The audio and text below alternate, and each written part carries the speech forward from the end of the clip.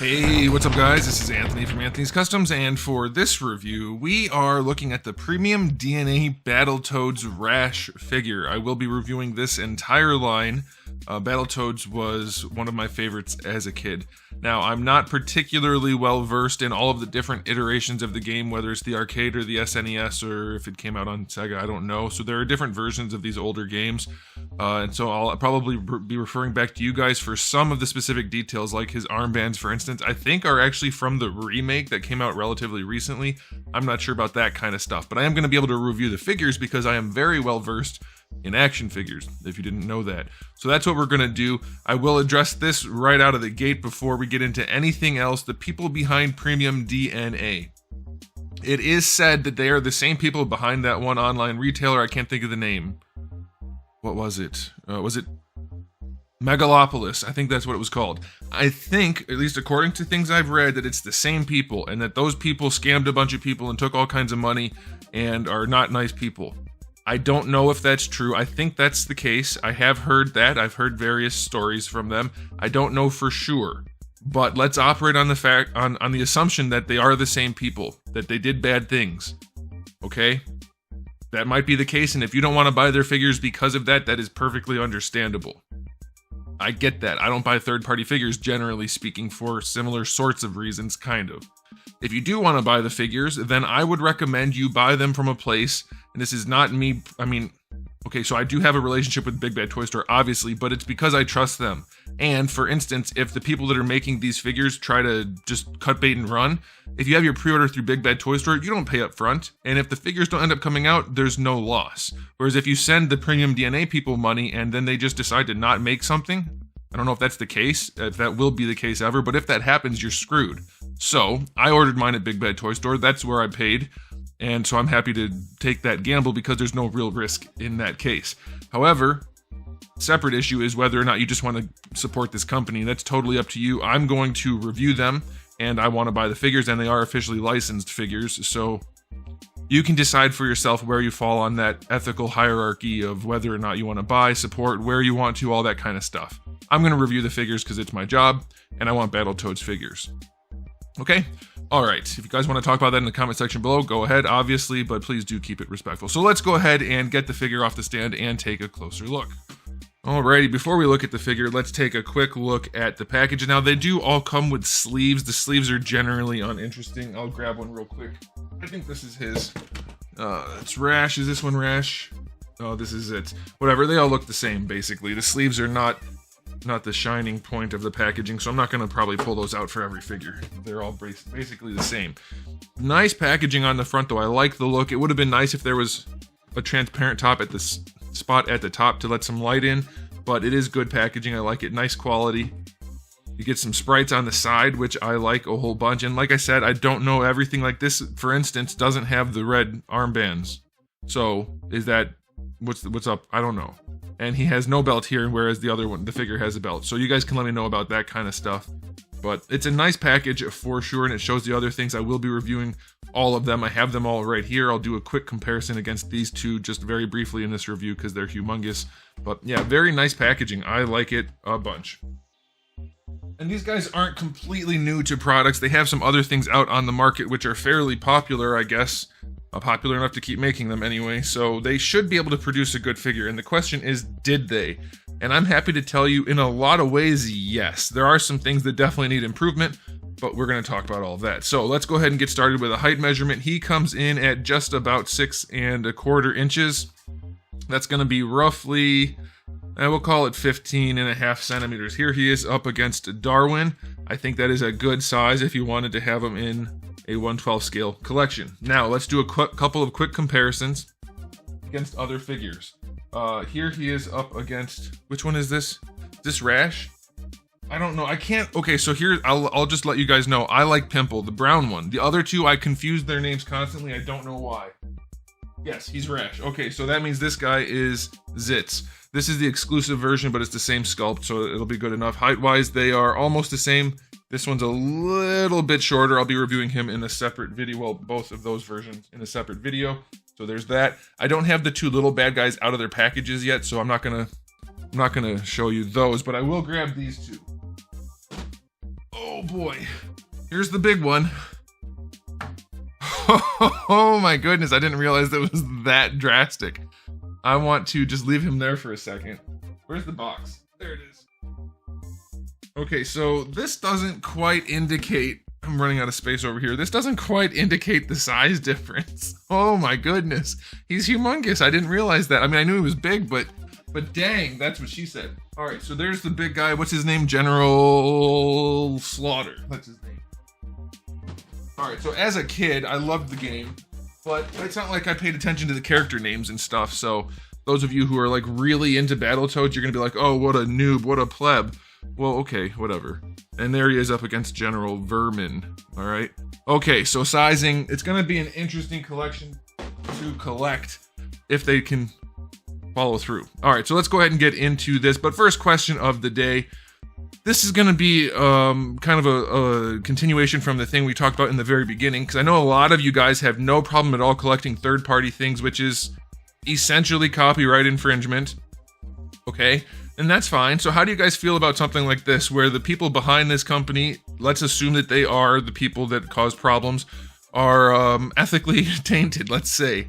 Are you okay buying a product if they're making a good product and following through now, or do you not want to support them because they stole money from people before?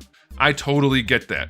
Generally, like if I was just collecting, it would be hard for me to want to buy these. As a reviewer, I have to, because, I mean, and I'm going to hear the people, oh, that's a cop-out. Well, it's my job, so if I don't review things, I have no job. But it would be hard for me to support a company like this.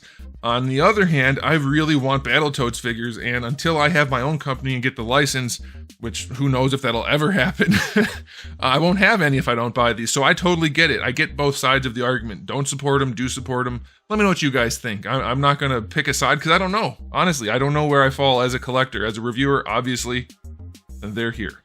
Okay, so let's just get into the aesthetic. Couple things I like. I will note, let me grab him. RASH is the one we're reviewing. Zitz is the one that we're not reviewing until the other video. I'm never going to get their names right, these two. They have different sculpts. They could have easily had the same sculpt. They are entirely different sculpts, except maybe the thighs, but I think the thighs are even different too. So that's definitely worth noting. The hands, also different sculpts. Like everything is unique on each figure. So that's a very good thing. Color scheme's obviously different sculpts. I like that. And that goes toward the fact that they are expensive. Now, it's a smaller company, smaller production run, lots of accessories, lots of new sculpts. These are expensive. I don't think that they're exorbitantly expensive. I could definitely understand somebody saying they cost too much. I'll put the link in the description below for how much I paid for them at Big Bad. I think these guys were 60. I think the frogs were 60. The toads. I can't remember. Either way, it's expensive, but I think it's probably justified. So unique sculpt all the way around. Paintwork, is it clean? Well, the spots, if you want to call them spots, I guess, they're good. They're very clean. They're not perfect, but they're perfectly acceptable. Like you can see a little bit of fuzz right there in the paint, but it's nice and opaque. The lines are generally clean. Even the paintwork for the yellow, it's pretty darn good. Yellow's hard to paint, and they did a good job.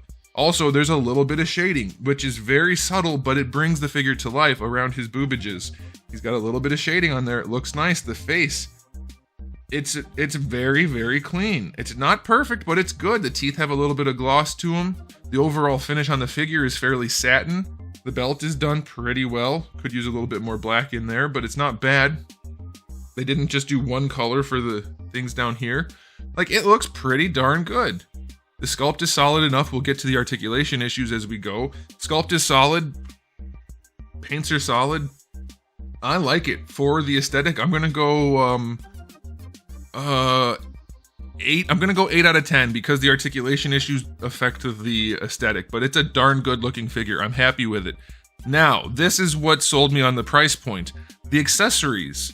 Rather than some of these companies like Hasbro, for instance, giving as few accessories as possible. Now, I get it. It's a different price point, but we do get the 2 fist hands that come on them in the package. All right, we get 2 kind of gripping hands and then 2 style pose hands. Let's call them that. All right, and then you get a bunch of other things. You get a big ass hand for one of his attacks. Then you get the big spiked spring ball thingy. Then you get the axe. I think that actually goes on his leg. And then you get the boot, which obviously goes on his leg. And they're all really well done. Very nicely done. Now, the big accessories have a whole lot of paint on them, like washes and dry brushing and stuff. And it looks a little bit odd on the character, but also not, because it looks awesome. And they're supposed to be crazy and exaggerated. Those accessories are great.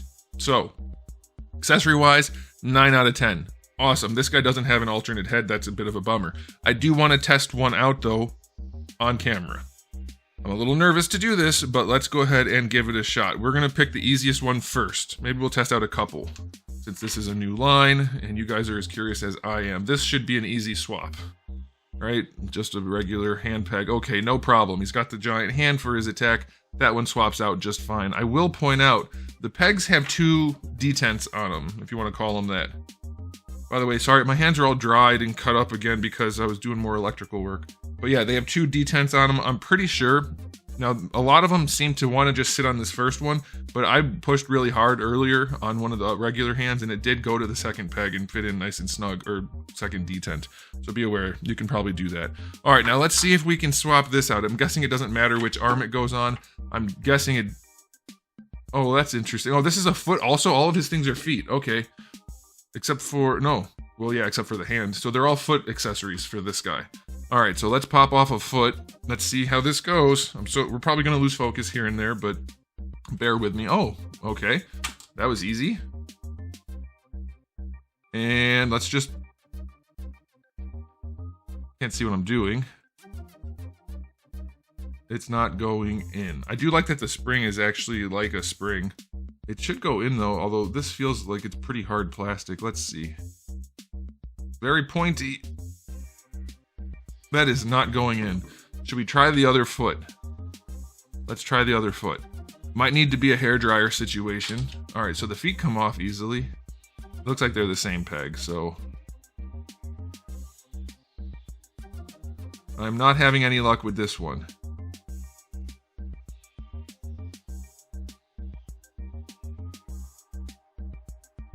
Nope, it's not going on all the way. I think you might need a hairdryer for that. Let's try the other ones while we're here. What the heck? You guys have a few minutes to spare. Let's see. Oh, it did jack up the ankle a little bit. See that? That's not good. Don't like that. All right, let's try this one.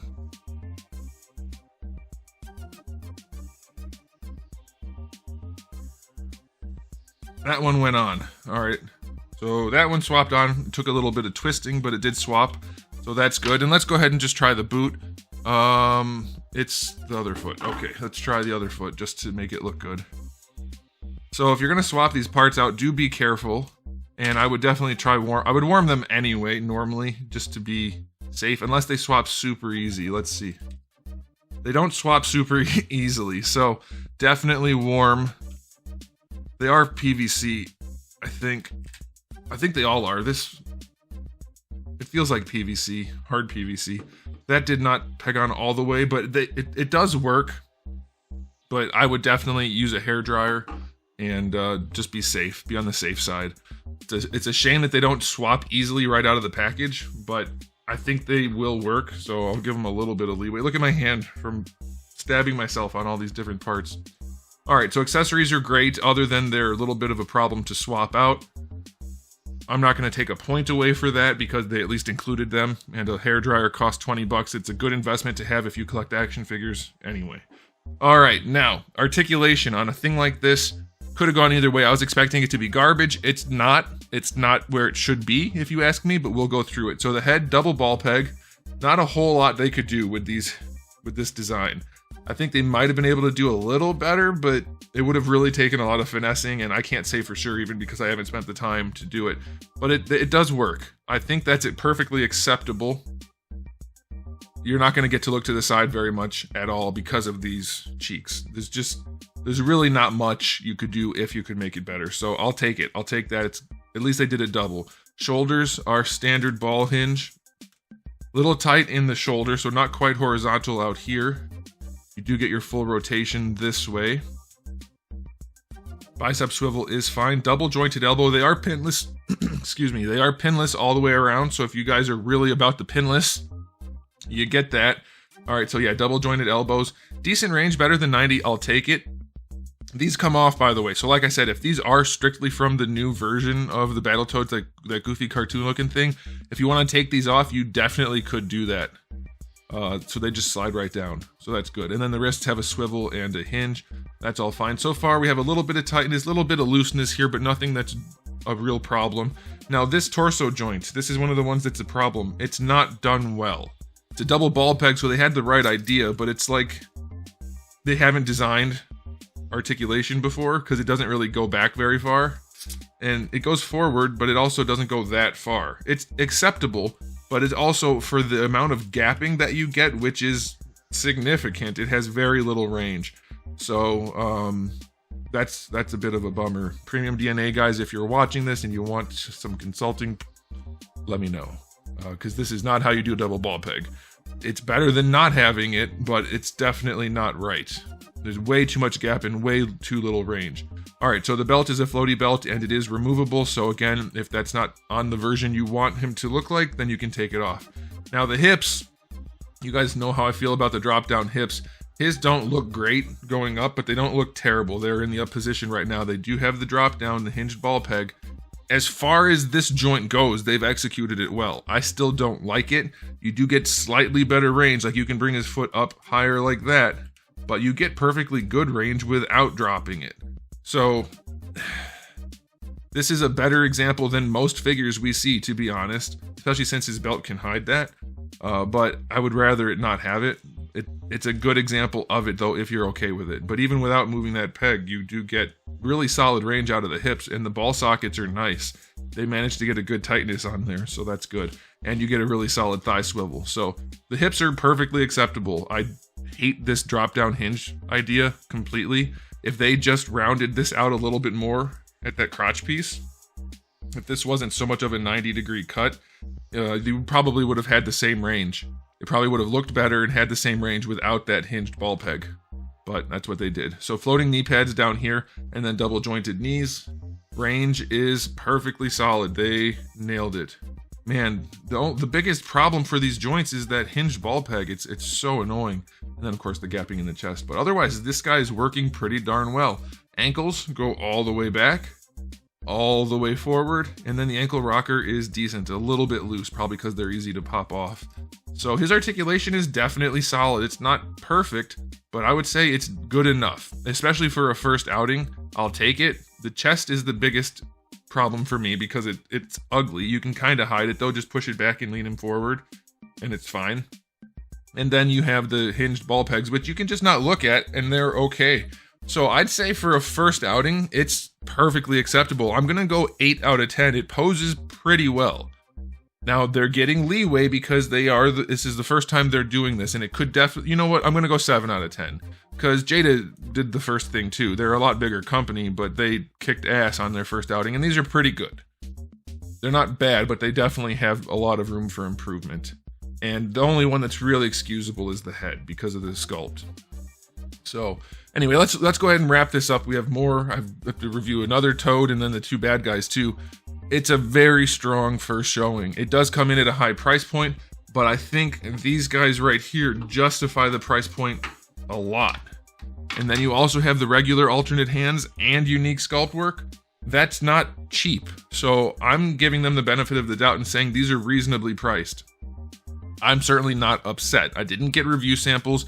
I bought these and I'm okay with it because the effort is there. So I'm going to give this first one an overall rating of 8 out of 10. It's definitely a really strong release. I'm happy to own it. I'm looking forward to seeing them improve some of the things that aren't so great. Maybe that's why they didn't do Pimple yet, other than they want to sell another wave of figures, hopefully. If they don't end up doing Pimple, I'm going to be so bummed out. But maybe they will figure out their shortcomings on these first 2 and then make him awesome. But this is a good release. I'm very, very pleased with it. I didn't check. Do his glasses come off? I don't think so. His eyes are in there though, so that's good. Oh, they do come off. Okay. I thought they did, and I didn't even think about it though while I was doing the review. So there you go. He's a little weird looking, but he does have his glasses that come off. Yeah, 8 out of 10. I'm pretty happy. Great release overall. Not perfect, but great. I like it. Let me know what you guys think in the comment section below, but that'll do it. So thanks for watching, guys. If you enjoyed the video, please do give it a thumbs up. If you didn't, give it a thumbs down. And if you haven't subscribed, you should. I have new videos almost every single day and thousands already on the channel. So make sure you come back for all of that. And in the meantime, keep collecting.